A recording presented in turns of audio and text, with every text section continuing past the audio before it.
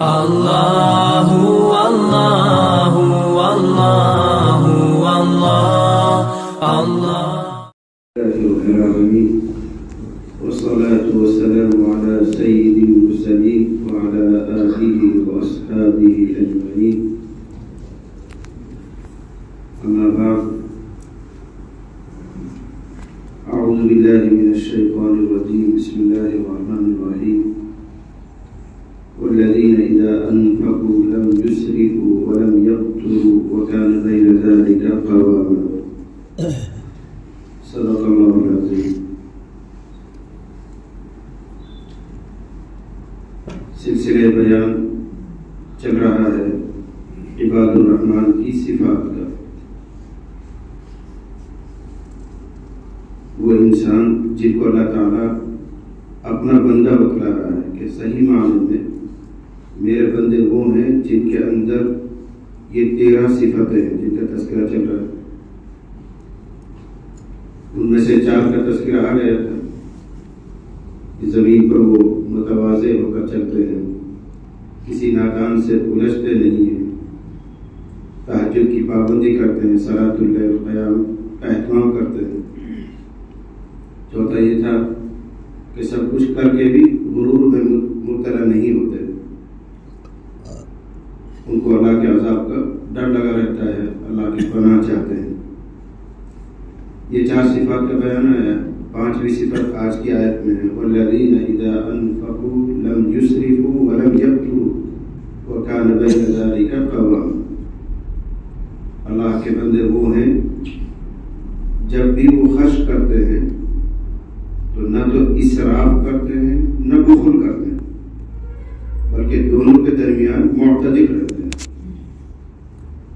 2 باتیں ارشاد فرمائی. نمبر 1، ان کی عادت خرچ کرنا ہے، لیکن خرچ کرنے میں بھی اعتدال، نہ تو بالکل اسراف، کلہات، فضول خرچی، اور نہ بخل.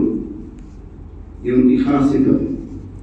یہاں 2 چیز آئی ہیں، دونوں کو آپ کو سمجھنا ہے، پھر مضمون سمجھ میں آئے گا. ایک تو ہے اسراف، وہ خرچ کرتے ہیں تو اسراف نہیں کرتے. نمبر 2، بخل نہیں کرتے. تو اسراف کیا چیز ہے، بخل کیا چیز ہے، کبھی تو یہ بات کھلے گی کہ اللہ کے ایک بندے وہ ہیں. اسراف میں 3 باتیں آتی ہیں. نمبر 1، آدمی ناجائز جگہ پر خرچ کرے، چاہے 1 پیسہ ہی خرچ کرے، وہ بھی اسراف، ناجائز کام ہے. اس کے لیے ہزاروں میں لاکھوں میں خرچ کرنا ضروری نہیں. اپنی کمائی میں سے اگر 1 پیسہ بھی کسی ناجائز جگہ پر خرچ کر رہا ہے تو وہ بھی اسراف ہے. قرآن حدیث کی فضول خرچی. ناجائز کیا ہو سکتی؟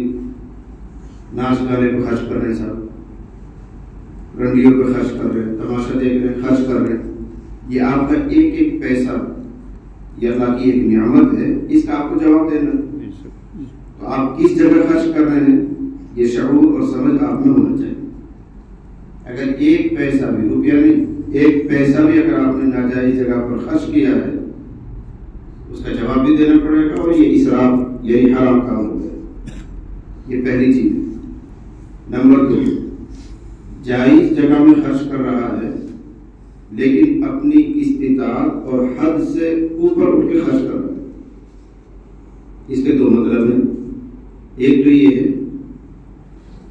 خرچ کر رہا ہے جائز جگہ میں لیکن اپنی ہمت نہیں ہے، وسعت نہیں ہے، قرضہ لے کر، سود پہ لے کر، کسی بھی طریقے سے لے کر خرچ کر رہا ہے.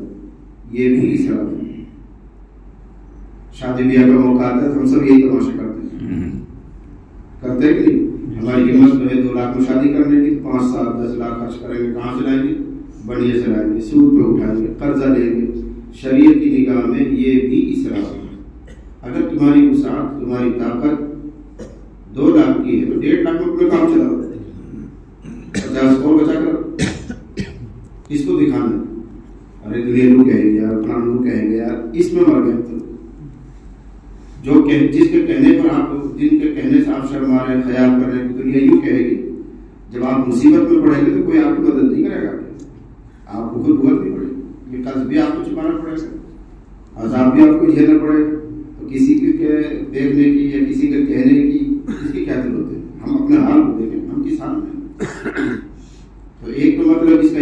ہے کہ اپنی ہمت سے زیادہ خرچ کر رہا ہے، یعنی قرض لے کے خرچ کر رہا ہے، جائز جگہ میں لیکن قرض لے کے خرچ کر رہا ہے، اس کو بھی شریعت نے اسراف مانا ہے۔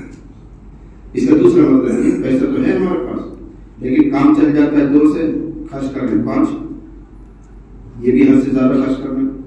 کام چل سکتا ہے 2 سے اور ہم خرچ کر رہے ہیں 5 اور 6 اور 7 8 10، یہ فضول خرچی، یہ بھی اسراف ہے۔ تو 2 پہلو ہیں، ایک تو ایک ہاتھ میں کچھ ہے نہیں، قرضہ لے کر بلا وجہ خرچ کرنا، ہاتھ میں تو ہے لیکن 2 سے کام چل جاتا ہے، ہم 5 خرچ کر رہے ہیں، اس کو بھی اسراف مانا گیا۔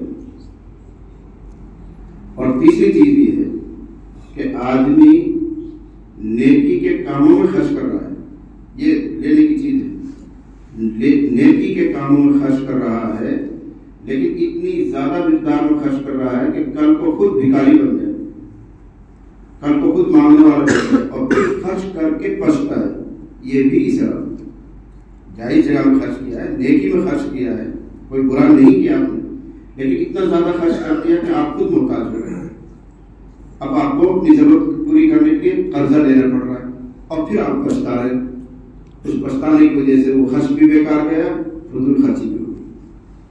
جناب رسول اللہ صلی اللہ علیہ وسلم کے تعلق سے 15 پارے میں قصہ موجود ہے۔ نبی صلی اللہ علیہ وسلم تشریف فرماتے اپنے گھر میں، ایک صحابیہ نے اپنے بیٹے کو بھیجا کہ جاؤ رسول اللہ صلی اللہ علیہ وسلم سے حضور کا استعمال کیا وہ کپڑا لے تاکہ تبرک کے لیے برکت کے طور پر میں اپنے گھر میں رکھوں، اور جب میرا انتقال ہو تو کفن میرا اس کا استعمال کریں، چاہے حضور کی کوئی چادر، کوئی کرتا، کوئی ایسی چیز جو حضور نے استعمال کی ہو وہ لیا۔ بچہ آ گیا، اس نے آ کر کہا کہ ہماری اماں آپ کا کوئی مستعمل کپڑا، استعمال شدہ کپڑا مانگ رہی ہے۔ تو نبی نے ارشاد فرمایا اس وقت میرے پاس کچھ نہیں ہے، بس جو میں نے کپڑا پہن رکھا ہے، چادر اوڑھ رکھی ہے، کرتا ہے، یہی ہے، اس کے علاوہ کچھ نہیں ہے، جب ہوگا دے دیں گے۔ وہ گھر چلا گیا، ماں کو جا کے بتایا تو ماں نے کہلوایا جو پہن رکھا وہی دے دیجیے۔ تو حضور علیہ السلام تو بہت بار دے رہے تھے، آپ نے اپنے کرتا وہی جو پہن رکھا تو وہی اتار کو اس کو دے دیجیے، بھائی آپ کے امیر کا طلب کریں، ہمارا تو اللہ کا اس کام چلا ہے، اتار کے دے دیجیے۔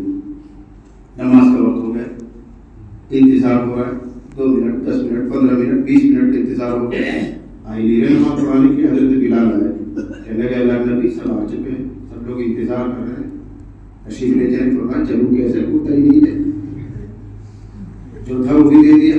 تب آئے نازل کہ اتنا ہاتھ کھولنے کی ضرورت نہیں ہے، فتقعد ملوما محسورا، کہ خود ہی ملامت کیے ہو بیٹھا رہے، اتنا بھی ہاتھ کھولنے کی ضرورت نہیں۔ 15 پارے میں یہاں سے یہ اصول نکلا کہ نیکی کے کام میں خرچ کرنا ہے لیکن ایسے جذبات میں مت آؤ کہ کل کو خود محتاج ہو۔ حدیث شریف میں وضاحت آئی، اس حال میں خرچ کرو، اس حال میں خرچ کرو کہ تمہاری پیٹھ خود کی مضبوط رہنی چاہیے۔ کیا مطلب پیٹھ مضبوط رہنے کہ محتاج نہ بنے، کسی سے مانگنے کی نوبت نہ آئے۔ آپ کے پاس لاکھ روپے ہیں، 50 خرچ کر دو، 60,000 خرچ کر دو، تو 30 35 40 اپنے پاس بچا کر رکھو، اپنی ضروریات بھی، اپنے بھی تقاضے ہیں، یہ نہ ہو کہ کل کو ہم محتاج ہو جائیں۔ جذبات میں آ کے سب ابو بکر صدیق نہیں بن سکتے۔ وہ ابو بکر صدیق جو فاقے میں جا کر بھی خوش ہو رہے، ہم لوگ وہ تھوڑی، اگر ہم تو فاقے میں آ گئے تو کل کے ڈھنگار مول صاحب تقریر کری بھٹی رکھ کے ہم کل لاش کر گئے، دعوت کرو گے، اور وہ خوش تھے اس میں کہ میرے گھر میں تو صرف اللہ اس کے رسول کا نام ہے، اور خوش وہ ابو بکر صدیق سب وہ نہیں ہو سکتے۔ ہمیں تو کچھ پس اندازی کہتے ہیں، پس اندازی، پیچھے پڑا رہے جس سے ہماری ضرورتیں چلتی رہے۔ تو بہرحال اللہ کے نیک بندے وہ ہیں جو خرچ کرتے ہیں تو اسراف نہیں کرتے، فضول خرچی نہیں کرتے، اور فضول خرچی میں یہ 3 چیز آتی ہیں، ناجائز جگہ میں خرچ کیا، چاہے ایک ہی پیسے خرچ کر رہے ہیں وہ بھی اسراف ہے، جائز جگہ میں خرچ کیا اپنی حد سے اوپر اٹھ کر، یعنی قرض لے کر رہا ہے، حالانکہ تیرے پاس ضرورت جب نہیں ہے تو ضرورت نہیں کہ خرچ کرنے کی، یا ہے لیکن مقدار سے زیادہ خرچ کر رہا ہے، جہاں 2 سے کام چل سکتا ہے 5 خرچ کر رہے ہیں۔ اور تیسری چیز یہ کہ نیکی کی راہ میں آدمی خرچ کر رہا ہے لیکن اتنا زیادہ خرچ کر رہا ہے کہ کل کو خود محتاج ہو جائے، یہ بھی اسراف ہے، پھر پچھتا ہے، قرضہ لے کر پھرے گا۔ یہ قرضہ کوئی معمولی چیز نہیں ہے، پتہ نہیں کیوں لوگوں کی ہمت ہو جاتی ہے قرض مانگنے، کیوں ہمت ہو جاتی ہے، بہت عجیب چیز ہے۔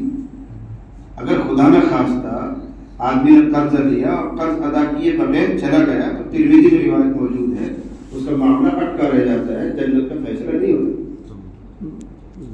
رسول اللہ صلی اللہ علیہ وسلم رحمت للعالمین ہونے کے باوجود شروع میں یہ معمول تھا کہ جب جنازہ آتا تھا تو آپ پوچھتے تھے بھائی اس کے ذمہ کسی کا کوئی قرضہ تو نہیں ہے، اور اگر قرضہ ہے تو اس نے ادائیگی کے لیے کچھ چھوڑا ہے کہ نہیں؟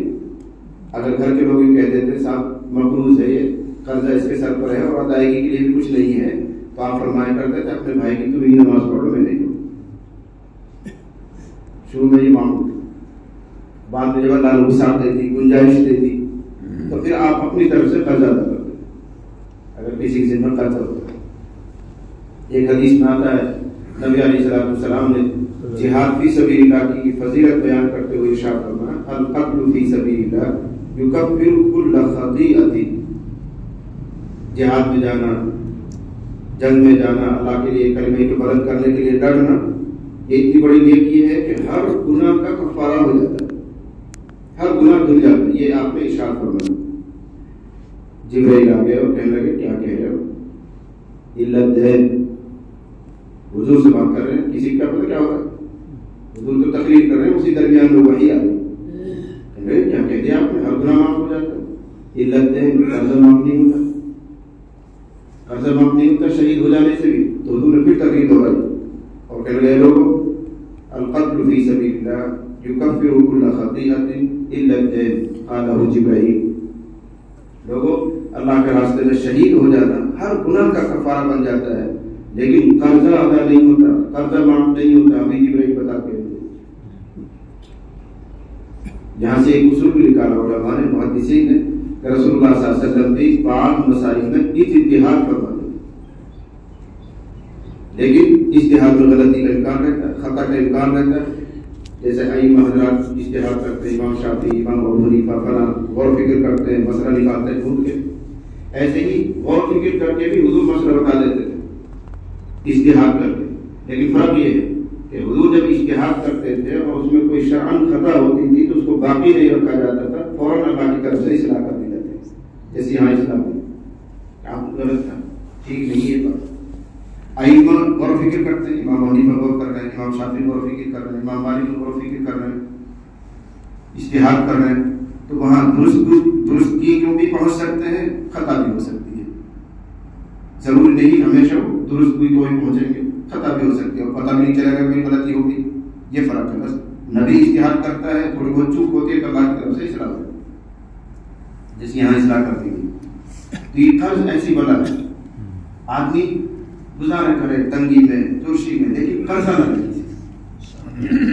چاہے کیسے گزارا کرے، یہ اچھا طریقہ نہیں ہے۔ شاید کسی کو برا بھی لگ جائے، ہمارے تعاون کے ساتھ یہاں بیٹھے ہوں گے اور کوئی اسلام کی بات کہتے ہیں تو لوگ بھی کہتے ہیں تبلیغ کے خلاف ہوتا ہے۔ اگر آپ مقروض ہیں اور قرض کی ادائیگی کے لیے آپ کے پاس بیلنس نہیں ہے، تو میں بہت صفائی کے ساتھ کہتا ہوں جب تک آپ قرض ادا نہ کر دیں تو آپ کے چلے میں جانا بھی جائز ہے۔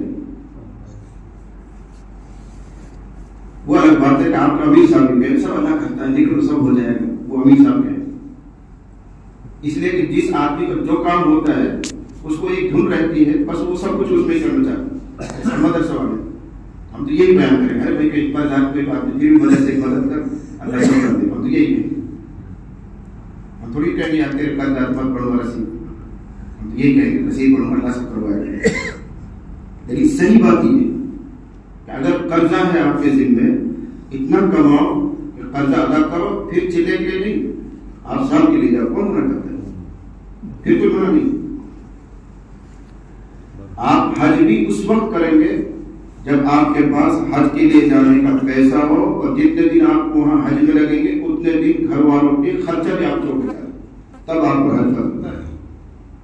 من استطاع الیہ سبیلا کا یہی مطلب ہے کہ جس زمانے کی جو سواری ہے اس کا خرچہ آپ کے پاس موجود ہے، جہاں سے جاتے ہیں اس کا کرایہ کا پیسہ آپ کے پاس موجود ہے، وہاں کھانا پینا ہوگا اس کا پیسہ آپ کے پاس موجود ہے، 2 مہینے وہاں لگیں گے تو 2 مہینے کا خرچہ آپ گھر والوں کو دے کر جا سکتے ہو تو حج پہ جانا ضروری ہے، نہیں تو نہیں۔ فرض ہونے کے باوجود کچھ کرا ہوگی تو حج کے لیے پابندی ہے، آپ کے چلے کے لیے 4 مہینے کے لیے کیسے اجازت ہو سکتی ہے کہ قرضے پہ قرضہ لے کر آپ جاتے رہتے ہیں؟ بالکل نہیں، آپ کمائیے، اچھا کمائیے۔ اصل میں بھوت کہاں سے گزرا؟ پیسہ کمانے کو ہم لوگ برا سمجھتے ہیں، برا نہیں۔ پیسہ دولت یہ بھی اللہ کی ایک نعمت ہے، ہماری زندگی کو لے کر چلنے کا ایک سہارا، ٹیوام کہا گیا قرآن میں، ٹیوام یہ ہماری کمر کو سیدھے رکھنے والی چیز۔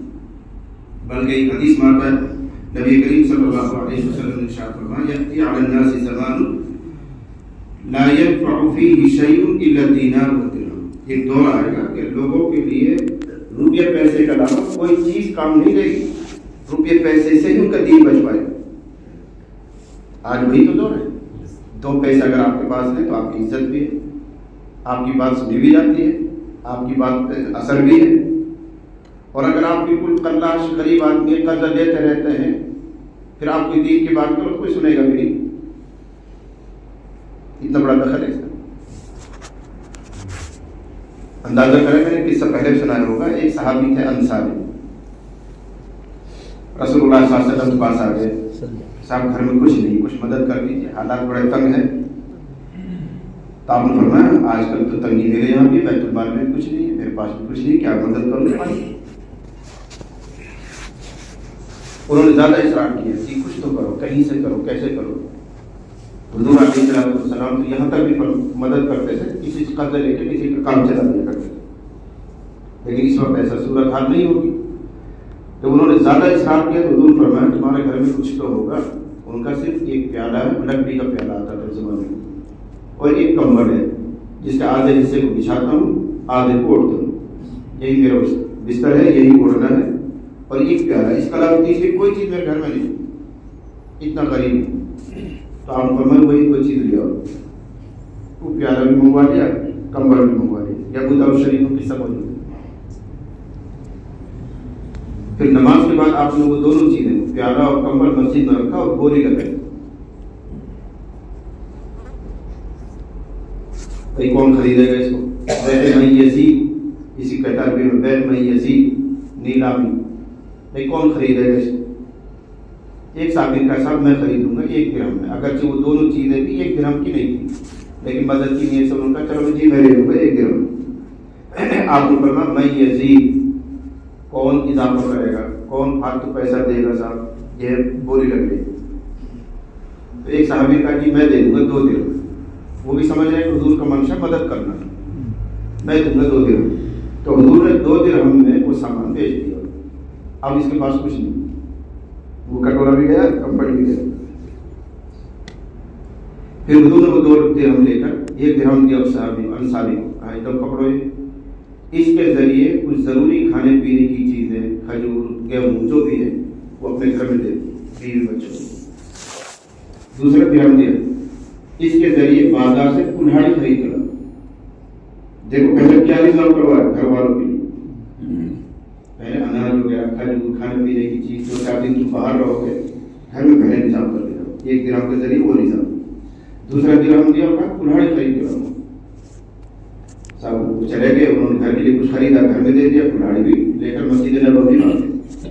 پھر حضور علیہ السلام نے خود اپنے ہاتھ سے اس کلہاڑی میں کیا کہتے اس کو، بیٹا کیا کہتے، لکڑی بیٹا لگایا، کلہاڑی تیار کر کے ان کا ہاتھ میں دی اور فرمایا جنگل چلے جاؤ، 15 دن تک مدینے میں نہ دیکھوں، یعنی مسجد نبوی مت آنا، میری مجلس میں مت آنا، میرے بیان میں مت بیٹھنا، 15 دن تک مدینے میں نہ دیکھوں، جنگل سے لکڑی کاٹو، بازار میں لا کر بیچو، پھر جنگل چلے جاؤ، لکڑی کاٹو، بازار میں لا کے بیچو، 15 دن کے بعد آ کر کاروباری بنا۔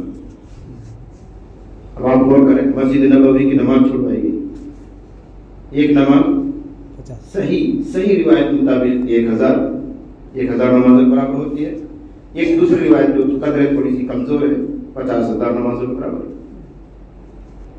5 نمازیں روزانہ، کتنی نماز ہو گئی؟ 2.5 لاکھ نمازوں کا سوال چھپ رہا ہے۔ پھر حضور کی مجلس میں بیٹھے، حضور نصیحتیں فرمائیں، حضور کی زیارت کریں گے، وہی ایک بڑا نیک کام، نبی کی دعائیں ملیں گی۔ ایک فرمایا خبردار 15 دن تک مسجد میں بتانا، جنگل سے لکڑی کاٹو، بازار میں لا کے بیچو، یہی کام کرتے رہو۔ وہ صحابی تھے، ماننے والے تھے، ہماری طرح تھوڑی آتی آپ کی دیکھے بغیر ماننا ایسے تھوڑی تھے، ماننے والے، جو کہہ دیا کر لیں، جو آپ نے کہہ دیا کر لیں۔ تو تو 15 دن تک وہ لکڑی کاٹتے رہے، آ کے بیچتے رہے، سب کام کرتے رہے. 15 دن بعد کارگزاری آ کر سنائی. حضور فرمان کیا رہا کہ جی 10 درہم میں نے کما لیے، فی الحال میرے ہاتھ میں 10 درہم ہے اور میں اب کسی کا مقبول نہیں، تھوڑا بہت تو سوالہ کر دیا، یہ 10 درہم بچ رہے. فرمائی یہ حالت اچھی ہے کہ وہ حالت اچھی ہے، کوئی دیتا کوئی نہیں دیتا تو مانگتا پھر رہا. فرمائی یہ حالت اچھی ہے، میں کسی اور کو دے سکتا ہوں، میں کسی کو دینے والی پوزیشن میں ہوں، لینے والی پوزیشن میں نہیں. اس واقعے سے عبرت لینی چاہیے. مسجد نبوی کی حاضری، نماز، یہ سب چھڑوا کر تجارت پر لگائے، جاؤ کام کرو. پہلے خوشحال ہو جاؤ گے تو ان عبادات میں بھی لذت محسوس ہوگی. دماغ میں ڈپریشن، ٹینشن، کہاں سے کماؤں، کہاں سے کھاؤں، کہاں سے کھلاؤں، نہ تصویر میں من لگے گا نہ نماز میں من لگے گا. 2-4 پیسہ آپ کے پاس ہیں تو اطمینان رہتا ہے، سکون رہتا ہے. اس لیے کہا جا رہا ہے جب خرچ کریں تو اسراف نہیں. ہمارے یہاں کتنے لوگ ایسے جو مجھ سے ملتے ہیں، کبھی 2-4-5 سال 10 سال کا دور ایسا چلتا ہے کہ وہ بڑے خوشحال ہوتے ہیں، پیسوں کی ریل پیل ہو جاتی ہے، لیکن اسی طرح ریل پیل کے ساتھ خرچ کرتے ہیں فضولیات میں، شادی میں، بیاہ میں، اس میں اس میں. 10-20 سال 10-15 سال بعد حضرت ڈاؤن ہو گئے، کمزور ہے، دعا کر دی. دعاؤں سے گاڑی چل جاتی ہے، دعاؤں سے گاڑی چلتی ہے، حضرت کی خود کی چل جاتی ہے. یہ تو دنیا اسباب کی دنیا ہے. میں کوئی مذاق نہیں کر رہا. رسول اللہ صلی اللہ علیہ وسلم کے گھر میں طاقت ہے کہ نہیں؟ دعاؤں سے کام چلتا ہے، دعا بھی چلتا ہے، گولی ٹپکتی وہاں کے. اللہ نے اس دنیا کو بنایا ہے کچھ اس طرح سے، جو بیج ڈالے گا وہ کھیتی کاٹے گا. ایسا نہیں ہے کہ یہ تو متقی آدمی ہے، یہ تو صحابی آدمی ہے، یہ تو فنا آدمی ہے، چلو اس کے کھیت میں تو بغیر بیج ڈالے ہوئے میں پیدا کر دوں گا. اللہ ایسا نہیں کرتا. جو بیج ڈالے گا، چاہے ہندو ڈالے چاہے مسلمان ڈالے، اس کے کھیت میں ہی فصل ہو گئی. یہ ہے عادت اللہ. قدرت سب کچھ ہے، اس کو قدرت اس کو سب کچھ ہے، لیکن وہ قدرت کا اظہار نہیں کرتا ہے دنیا میں. یہاں تو عادت مطابق دنیا چلتی ہے. تو اللہ کی عادت یہ ہے جو زمین جوتے گا، بیج ڈالے گا، اس کے کھیت میں ہی فصل ہوگی. اب چاہے وہ کوئی بھی ہو، چاہے اللہ کو گالی دینے والا ہو، چاہے اللہ کو گالی دے رہے، یہ سب کافر کون ہے، مشرک کون ہے، چاہے وہ گالی دے رہے ہوں، لیکن ضابطے کے مطابق نظام کو چلائیں گے تو ان کے کھیت میں بھی فصل اگے گی. ایک صحابی ہو کر، تابعی ہو کر، اللہ کا بہت پارسا ہو کر بیج نہیں ڈالتا تو کچھ نہیں ہوگا. وہ الگ بات ہے کبھی کرامت ہو جائے تو کرامتی ہر کوئی تھوڑی ہوتا ہے، کرامتی کوئی ہر کوئی تھوڑی ہوتا ہے. تو ان کرامتی بننا چاہ رہے ہیں. اس لیے جو پونجی اللہ تعالیٰ نے دی ہے وہ ایک نعمت ہے، اس کو خرچ کریں گے لیکن ان ضابطوں کے ساتھ اسراف نہ ہو. یہ عباد الرحمان کی صفت. اللہ کے نیک بندے وہ ہیں جب وہ خرچ کرتے ہیں تو اسراف نہیں کرتے. نمبر 2، بخل نہیں کرتے. بخل کے 2 مطلب ہیں. ایک تو یہ ہے کہ اپنی اور اپنے بال بچوں کی ضروری ضرورت بھی پوری نہیں کرتے. پہننے کے لیے کپڑے چاہیے، نہانے دھونے کے لیے صابن چاہیے، تیل کنگا چاہیے، کھانے کے لیے دونوں وقت سالن چاہیے. یہ تو ضروری چیز ہے. ان میں بھی آدمی بخل کرتا ہے، کنجوسی کرتا ہے، خرچ کرنے کو جی نہیں چاہتا. یہ بخیل ہے. جتنے سے کام چل رہا ہے، گھر والوں کی جو ضروریات جائز وہ پوری کرنی. اور بخل کا دوسرا پہلو یہ ہے کہ نیکی کی راہ میں خرچ کرنے کی طرف ہاتھ ہی نہیں چلتا. 10-20 روپے خرچ کرنے کو جی نہیں چلتا کبھی آدمی کا. یہ بھی بخیل ہے. درمیانی چال، اعتدال. وہ کان بین ذالک قوامہ، وہ کان بین ذالک قوامہ. اسراف اور فضول خرچی کے درمیان یہ اللہ کے نیک بندے چلتے. یہ صفت بنی. نہ تو بالکل کھلا ہاتھ ہو جاتا ہے کہ کل کو خود محتاج ہو جاتا ہے، نہ ایک دم بھیج کر رکھتا ہے کہ نکلتا ہی نہیں کچھ. درمیان چال، خرچ کرنے میں بھی درمیان. یہ اللہ والوں کی نیک صفت ہوتی ہے. اچھی طرح یاد رکھو کہ شریعت نے جس طرح نماز کا ثواب رکھا ہے، تلاوت کا ثواب رکھا ہے، ذکر اذکار کا ثواب رکھا ہے، ایسے ہی حلال کمانے پر بھی شریعت نے ثواب رکھا ہے. تہجد بھی پڑھیے، آپ نفل بھی پڑھیے، قرآن بھی پڑھیے، ذکر بھی کیجیے، تراویح بھی پڑھیے، کون منع کرتا ہے. لیکن اسی طرح اللہ تعالیٰ نے جائز اور حلال کمانے پر بھی اجر و ثواب رکھا ہے. معمولی اجر و ثواب نہیں، بہت بڑا اجر و ثواب.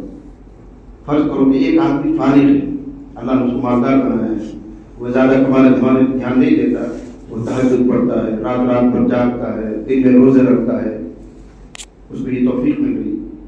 एक आदमी बेचारा तंगदस्त है, इसलिए वो दिन भर कमाने में लगा रहता है। जब दिन भर कमाता है, हलाल कमाता है, रात को थक कर जल्दी सो जाता है, तहज्जुद नहीं पढ़ पाता, तिलावत नहीं कर पाता, तस्बीहात नहीं कर पाता। लेकिन हलाल नीयत से कमा रहा है अपना गुजारा करने के लिए, बाल बच्चों को पालने के लिए, तो यकीन करना ये तिजारत करने वाला बगैर किए हुए भी उस तहज्जुद गुजार के सवाब के ऊपर जाएगा, उससे भी ऊपर जाएगा। ये हदीस में अत्ताजिरु सदूकुल अमीन मअन नबिय्यीन व सिद्दीकीन, वो तिजारत करने वाला, वो कारोबारी आदमी जो अमानतदार है, टट्टू नहीं काटता, धोखा नहीं देता, अमानतदार है, बिल्कुल सच्ची तिजारत करता है। उसकी वजह से उसको ज्यादा मौका नहीं मिलता नेकी वगैरह का, लेकिन फराइज अदा करता है, वाजिब अदा करता है, नवाफिल में बेचारे को वक्त नहीं मिल रहा, तो कल क़यामत में ऐसी तिजारत करने वाला नबियों के साथ होगा। नबियों का मकाम कौन पहुंचा? ये तहज्जुद गुजार वालों के बारे में नहीं कहा गया तहज्जुद पढ़ने की वजह से नबियों के साथ होगा। तिजारत करे, सच्ची नीयत के साथ करे, अपना आप को खुशहाल रखने के लिए, अपने पड़ोसियों की मदद करने के लिए, दीन के कामों में ताउन करने की नीयत से, इसलिए आदमी कमा रहा है। तो सच्ची नीयत से कमाने की वजह से भी ये कारोबार ऐसी नेकी का काम है, वो नबियों के साथ, सिद्दीकीन के साथ, शुहदा के साथ, एक ऊंचा काम है। हम लोगों के दिमाग में होते भी नहीं, कारोबार करना, दुकान करना, ये दीनदारी के खिलाफ, बिल्कुल भी दीनदारी के खिलाफ नहीं। अच्छी बात है, ऐसा बनो कि देने वाला हाथ हो।